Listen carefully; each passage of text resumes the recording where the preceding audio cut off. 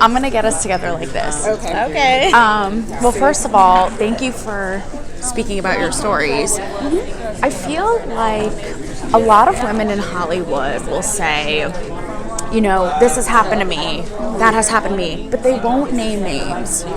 Do people need to start naming names and stop waiting for the tipping point once it's okay? What is your take? I think they should. And the reason why I think so is because if you don't say who did it, no one's held accountable.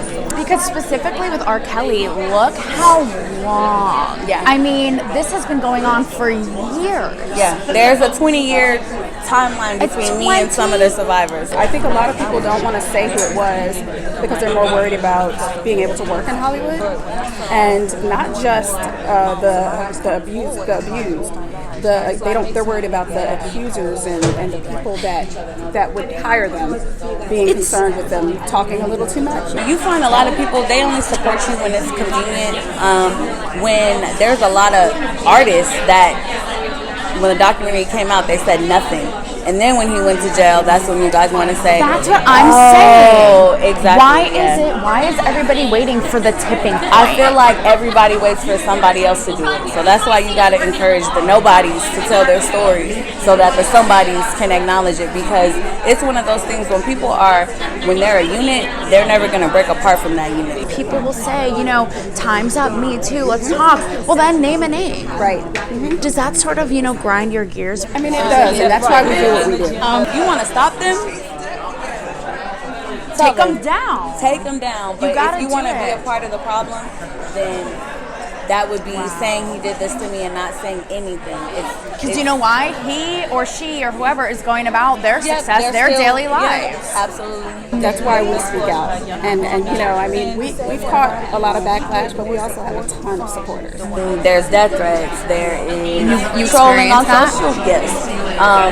My nudes were put on social media, on Facebook, so I had to deal with that. Revenge porn. So things like people that. People don't talk about that. No, they don't talk about these things. And these are all factors that stop people from doing it. Yes. And isn't you speaking about your story more rewarding than the backlash? Yes, definitely. I mean, we put up with a lot of stuff, like she said, but it's necessary. We are a voice for many that feel as though they may not have one. It has to be a security in yourself that you know, okay, when I speak against this person, I'm doing it for this. I know that you're going to attack me. And there's power in numbers, but at the same time, nobody wants to sacrifice their personal peace for somebody else's.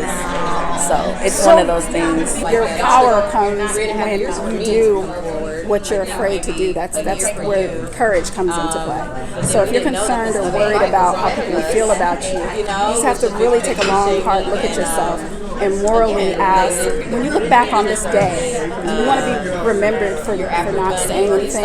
You get what I'm saying? 100%. I feel great that, we know that our story is that we were a powerful woman. This is what strength looks like. Right. Yes, it is. So, It's, I've done that plenty of times. I've sat in my mirror and spoke to myself. And I you feel speak to yourself and you say, should I do this? Should I not? Pros and cons. You got right. No matter what, you got this. You have to do this. So I would say that they need to speak up, and we got their back, and they're not alone. They definitely are not alone. Right. Wow. Well, ladies, thank you so much. You.